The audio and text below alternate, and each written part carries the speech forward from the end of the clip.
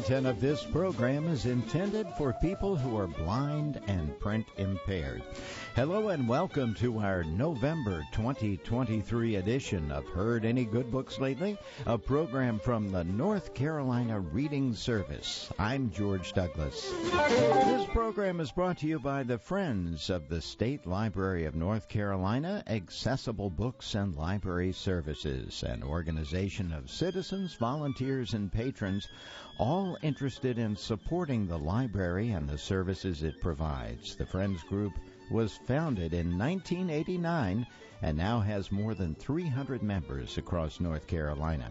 If you'd like to join the Friends Group yourself, we'll have information on how to do that later in this program.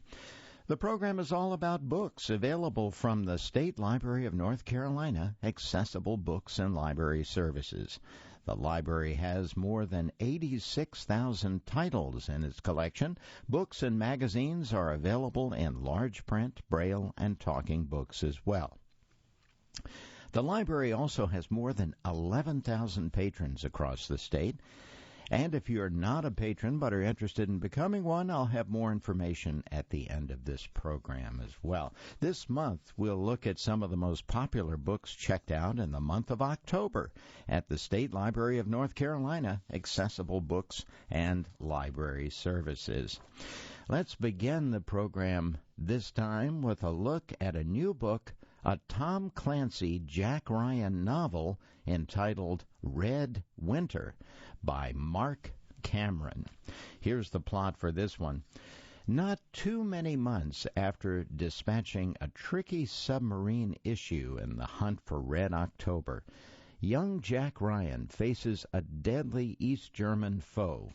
The trouble starts in 1985 near Area 51 in Nevada, where UFO believers witness a flash in the night sky and anticipate an extraterrestrial visit. Only the East German spy who happens to be among them suspects an earthly explanation. A woman guides him through a mountainous area where he discovers the remains of a U.S. military aircraft he correctly presumes to be beyond big in importance. Making off with a small piece of the wing he must somehow smuggle across the Iron Curtain, he leaves a trail of dead and wounded in his wake. The U.S. suspects that someone has removed a piece of secret radar-absorbing material from the wreckage.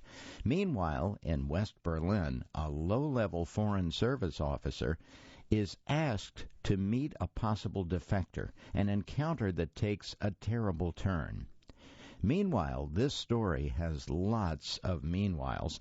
The East German aeronautical physicist Dr. Hugh Hauptmann is doing important research on radar-absorbing surfaces. The CIA suspects it has a mole, whom they codename Fledermaus. Jack Ryan and Mary Pat Foley cross through Checkpoint Charlie into East Berlin and bypass the anti-fascist protection rampart, known to us bourgeoisie as the Berlin Wall.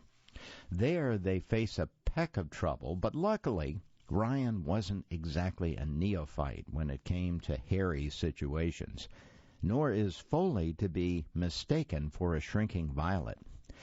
Cameron is but one of the authors who so skillfully maintains the Clancy legacy that began in the 1980s. The many characters are all spot on, the scope is wide-ranging, and the action reaches to the dreaded Hohenschönhausen prison. Readers are guaranteed to hate the freckle-faced guard Mitzi Graff as much as they will admire Ryan and Foley. So well adapted to the entire series, this book could easily have been the late Tom Clancy's second novel. Once again, it's a Tom Clancy Jack Ryan novel entitled Red Winter, written by Mark Cameron. Now another popular author each month here on the program. It's David Baldacci, and this is a book entitled Simply Lies. Here's the plot for this one. Motherhood is no barrier to crime busting in this clever thriller. Mickey Gibson is an ex-crime scene tech, ex-cop, ex-detective, and a single mother of 2 tykes, including one who's been known to throw up on her. She works at home as an investigator for Pro I, chasing down criminals online, and she's quite good at it. Her ex-hubby, the rat, had said he wanted a big family, but bugged out on her when the daddy-do list ruined his weekends. Now a phone call turns her life upside down. A woman she doesn't know, ostensibly from Pro I, asks her to do some field work, inventory the contents of an old mansion. The woman at first goes by Arlene, but she might really be Clarice or Francine. In other words, she's a liar, plain and simple, and she has strong motivation to get Mickey involved. Naturally, the contents of the mansion include a murder victim, a smelly corpse that had once been a criminal on a global scale. Mickey feels compelled to solve the crime, though she's empathetically told it's not your job to solve this sucker. You're not a cop anymore. More murders follow as the possibility of a hidden treasure looms. 2 strong, engaging women drive the complicated plot for this one. The multitasking mom who's compelled to solve a crime while defending against threats to her children, and the childless manipulator who has her own big-time personal issues. She, let's call her Clarice for now, has the best lines. Hell, with just the right eyeliner, I can rule the world. And life was a shell game. The winners could just hide the truth better than everybody else. And she has a lot to hide. In the end, the plot elements are all tied up in a neat little bow. More good fun from a master storyteller. That was Simply Lies, and it's by David Baldacci.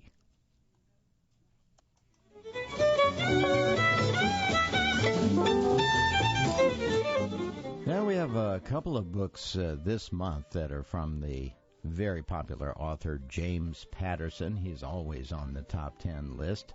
We're going to talk about 2 of them right now. The first one is called Cross Down, an Alex Cross and John Sampson thriller by James Patterson. The #1 New York Times bestseller. Alex Cross is gravely injured. Only his partner and friend, John Sampson, can keep him safe and get justice. For the first time, John Sampson is on his own. The brilliant crime-solving duo of Washington, D.C.'s Metro PD and the FBI has a proven M.O. Detective Alex Cross makes his own rules. Detective John Sampson enforces them. When military-style attacks erupt, brutally sidelining Cross, Sampson is sent reeling. The patterns are too random. Sampson's friend, his partner, his brother, have told him, don't trust anyone. As a shadow force advances on the nation's capital, Sampson alone must protect the Cross family, his own young daughter, and every American, including the president. Once again, this one is called Cross Down. It's an Alex Cross and John Sampson thriller by James Patterson. And now the next book here associated with James Patterson is called Obsessed, and it's a Michael Bennett psychological thriller by Patterson. A superstitious killer targeting young women in every borough of New York City has Detective Michael Bennett facing his most terrifying case since Step on a Crack. Here's the plot. Aboard a police boat on the Hudson River, Detective Michael Bennett casts a wary eye into the cold, rough water. NYPD is searching for a murder victim, a young college student. They find her tossed in the dark waves, dressed for a night out in a sparkly black gown. The gruesome sight fills Bennett with the dread only a father could fathom. As the obsessive killer extends his spree, a pattern emerges, one that Bennett's eldest daughter fits to a disturbing degree. Now NYPD's top detective must lure the murderer into the light of day before the next deadly strike lands closer to home than Bennett could ever bear, as a parent or as a protector. Once again, it's called Obsessed, a Michael Bennett psychological thriller by James Patterson. Now let's take a look at a book that has just recently been turned into a movie. It is called Killers of the Flower Moon, The Osage Murders and the Birth of the FBI by David Grann. The book's true triumph is Grann's thorough, earnestly compelling exploration of a labyrinthine conspiracy glossed over by a uniquely American case of historical amnesia. David Grann, the author of 2009's much-lauded The Lost City of Z, brings new light to the old evils in Killers of the Flower Moon. His latest work of narrative nonfiction examines one of the darkest chapters in United States history, the Prohibition-era reign of terror, a systematic slaying of the Osage people for their oil royalty head rights. His writing on the topic is succinct yet artful. One would expect no less of a staff writer at The New Yorker. However, the book's true triumph is Grann's thorough, earnestly compelling exploration of a labyrinthine conspiracy glossed over by a uniquely American case of historical amnesia. In 1870, under threat of duress, the Osage had sold their lands in Kansas to settlers and purchased new territory in what is now known as Osage County, Oklahoma. It was a rocky and rather desolate place, but the never-ending flow of white settlers soon pushed into this land as well. The Osage were forced to contend once more with manifest destiny, which culminated in the federal government's mandate for allotment of reservation real estate. To protect themselves from being cheated, Osage leaders successfully negotiated with government officials to partition their land exclusively among members of the tribe, as well as give them full ownership of the mineral rights. When prospectors came out to drill for oil, they leased plots of land from the tribe, and the enormous oil reservoirs these plots were found to be sitting on top of led to the Osage becoming very, very rich. True to form, the United States government couldn't bear to have a people it disenfranchised become some of the wealthiest in the nation. So in 1921, Congress passed a law requiring each Osage to have a court-appointed white guardian oversee their fortune. Most of these guardians were prominent local figures like politicians and businessmen, while some were the white spouses of tribe members. The latter was the case of Molly Burkhart, an Osage woman whose narrative is central to Killers of the Flower Moon. She lost all three of her sisters and their elderly mother to the reign of terror, along with countless other friends and acquaintances.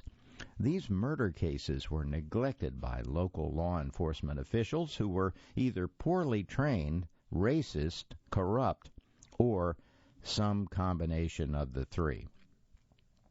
Yet rather than flee the county, as so many other Osage had done, Molly hired private investigators. When they failed, the tribe turned to the federal government for help.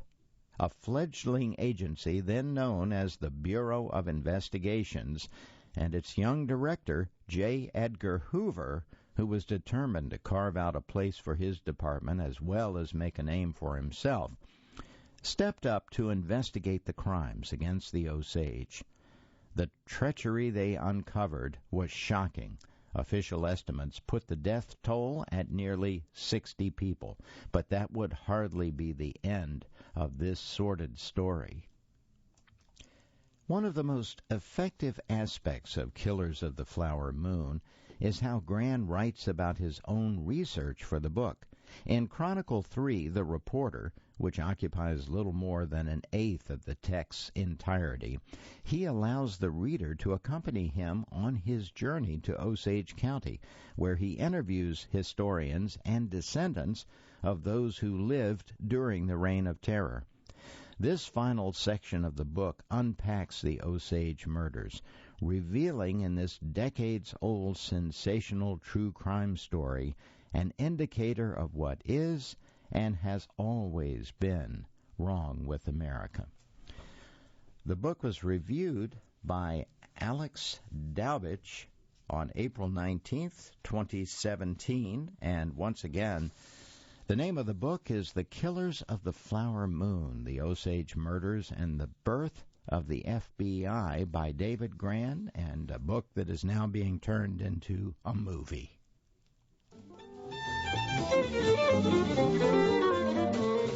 And you're listening to Heard Any Good Books Lately, an exclusive production of the North Carolina Reading Service. I'm George Douglas. Thanks so much for joining me today.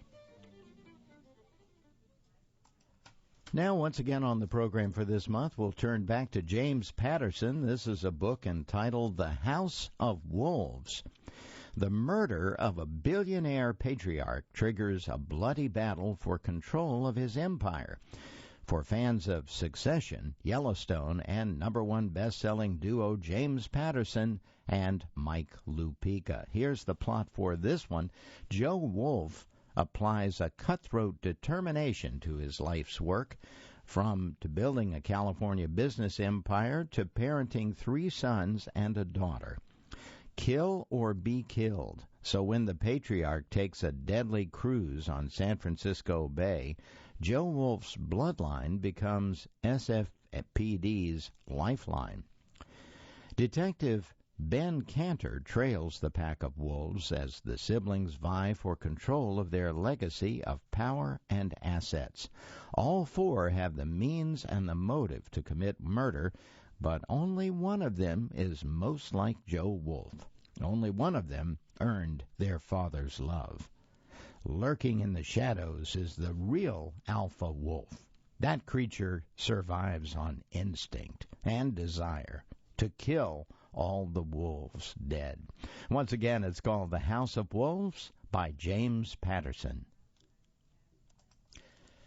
Now let's take a look at a book called Hunting Time. It's by Jeffrey Deaver, and this one, too, is an inspiration for an upcoming CBS original series called Tracker. In New York Times bestselling master of suspense, Jeffrey Deaver's riveting thriller, reward seeker Coulter Shaw plunges into the woods and races the clock in a case where nothing is quite what it seems. Allison Parker is on the run with her teenage daughter Hannah, and Coulter Shaw has been hired by her eccentric boss, entrepreneur Marty Harmon, to find and protect her. Though he's an expert at tracking missing persons, even those who don't wish to be found, Shaw has met his match in Allison, who brings all her skills as a brilliant engineer designing revolutionary technology to the game of evading detection. Now, the reason for Allison's panicked flight is soon apparent. She's being stalked by her ex-husband, John Merritt. Newly released from prison and fueled by blinding rage, John is a man whose former profession as a police detective makes him uniquely suited for the hunt. And he's not alone. 2 hitmen are also hot on her heels, an eerie pair of thugs who take delight not only in murder, but in the sport of devising clever ways to make bodies disappear forever. Even if Shaw manages to catch up with Allison and her daughter, his troubles will just be beginning. As Shaw ventures further into the wilderness, the truth becomes as hard to decipher as the forest's unmarked trails, and peril awaits at every turn. Once again, this is a book that is the inspiration for an upcoming CBS original series called Tracker, and it's called Hunting Time by Jeffrey Deaver. Now here's a book that was just released in July of this year, 2023, by Debbie Macomber. It is called Must Love Flowers, a gentle story of rebirth that focuses on love and partnership as the antidotes to loneliness. A 54-year-old widow who has barely left the house in 4 years creates a new life for herself. Joan's sample was destroyed when Jared, her husband and soulmate, died unexpectedly of an aneurysm 6 months before the COVID-19 lockdowns began. Then it was suddenly 4 years later, and she found herself spending all her time on her own, scared to go out, ordering her groceries to be delivered, barely talking to her adult sons, Nick and Steve, spending hours and hours on puzzles. After an angry letter from the Homeowners Association about the state of her yard, Joan finally decides to start making changes. She gets a haircut, hires a landscaper, starts going to counseling and a grief therapy group, and opens up her home to boarder nursing student Maggie Herbert, who's trying to create some boundaries with her alcoholic father. When Nick drops a puppy off at her door, the complete reversal of the cloistered experience she has been leading since Jared's death is complete. Readers looking for an uplifting story focusing on character growth and newfound happiness will find solace here. The characters and situations fulfill the expectations of a fairy tale. Men are gruff and don't know how to communicate. Women are forgiving, understanding, and hard-working. People are paired off after finding true love. Houses are repaired with hard work, and yards made glorious with flowers. A gentle story of rebirth that focuses on love and partnership as antidotes to loneliness. This one is called Must Love Flowers, and it's a brand new book by Debbie Macomber. Now here's another book that was just released within the last few months this year. The title will sound familiar to you as well, I think. It's called Where Are the Children Now? By Mary Higgins Clark and Alifair Burke. And this is an expertly twisted sequel fully worthy of its celebrated original.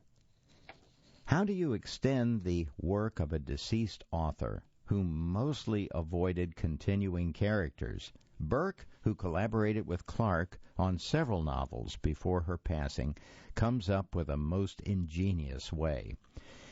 In Where Are the Children, 1975, you may remember that one, Clark's very first novel, Melissa and Mike Eldridge were kidnapped by their mother's ex-husband a generation later. Melissa is a seasoned prosecutor whose high-profile success in getting the murder conviction of an abused woman launched her on a second career as a true crime podcaster. She's just married geologist Charlie Miller, who's been raising his 3-year-old daughter, Riley, by himself since the accidental death of his first wife. Linda is her name, and it happened soon after the girl's birth. History repeats itself in the most traumatic way imaginable 3 months later when Riley vanishes shortly after Melissa is confronted by an unfamiliar woman at the playground. "I know all about you," the stranger had said. "You're a fraud and a hypocrite." Since Charlie, who's off on a job in the Caribbean, has a solid alibi, Suffolk County detectives Heather Hall and Guy Marino perversely fasten on Melissa as their most likely suspect. Worse yet, Grant McIntosh, the friend and former colleague Melissa asks to step in as Charlie's lawyer on his return to Long Island, informs her that his responsibility to Charlie limits the help he can provide her and even the contact he can allow between the spouses. And Charlie himself seems ever more distant from Melissa, who feels painfully ripped away not only from her stepdaughter, but from her family, her friends, and her bridegroom. Whom can she possibly trust at this moment of supreme stress, and will her trust be repaid or betrayed? An expertly twisted sequel fully worthy of its celebrated original. Where Are the Children Now? It's called, by Mary Higgins Clark and Alifair Burke. And this is a sequel to that very first book by Mary Higgins Clark back in 1975, which you may remember, Where Are the Children? And we'll conclude the program for today with a very unique book entitled Matchup by Lee Child. Now, this is an incredible follow-up to the New York Times and USA Today bestseller Face Off. 22 of the world's most popular thriller writers come together for an unforgettable anthology. I think you'll really enjoy this one. Matchup takes the never-before-seen bestseller pairings of Face Off and adds a delicious new twist. Gender. 11 of the world's best female thriller writers, from Diana Gabaldon to Charlene Harris, are paired with 11 of the world's best male thriller writers, including John Sanford, C.J. Box, and Nelson DeMille. Now, the stories are all edited by #1 New York Times best-selling author Lee Child, and they feature such people as Sandra Brown and C.J. Box, Val McDermott and Peter James, Kathy Reichs and Lee Child, Diana Gabaldon and Steve Barry, Karen Slaughter and Michael Cordia, Lisa Jackson and John Sanford, Lisa Scotland and Nelson DeMille, and the list goes on. It sounds like an interesting one. It is called Matchup, and it's by Lee Child.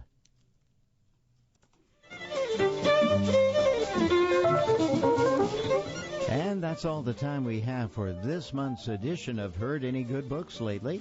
I'm George Douglas. I hope you enjoyed the program today. If you'd like more information about how to become a patron of the North Carolina Library for the Blind and Physically Handicapped, simply Google or search NC Library for the Blind Accessible Books Division, or you can call toll-free 888-388-2460.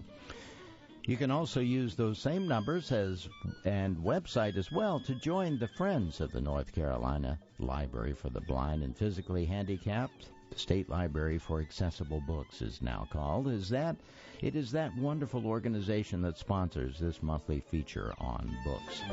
This program is intended for a print and visually handicapped audience. Heard Any Good Books Lately will be available right after the broadcast at our website, ncreadingservice.org. So long until next time.